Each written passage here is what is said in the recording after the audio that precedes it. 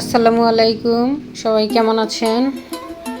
আশা করি সবাই ভালো আছেন। তো আজকে দুপুরের মেনুতে আছে কি মুরগির মাংস আর সবজি ভাজি। অতি সাধারণ খাবার, আমরা সাধারণ মানুষ তাই অতি সাধারণ খাবারই খাই। এই তো মুরগির মাংসটা রান্না করে নিতেছি, মশলা কষানো হবে।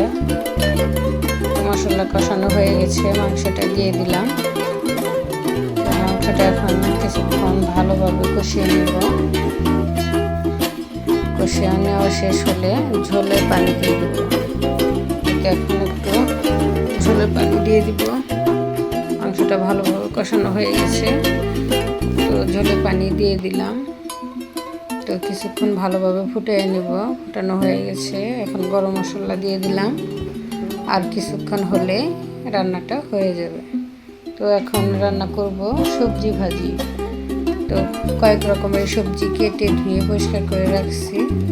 তার জন্য ফোড়ন দিয়ে দিলাম, তেজপাতা, কাঁচামরিচ, পেঁয়াজ দিয়ে ভালোভাবে ভাজি করে নিচ্ছি। এখন সবজিটা দিয়ে দিচ্ছি।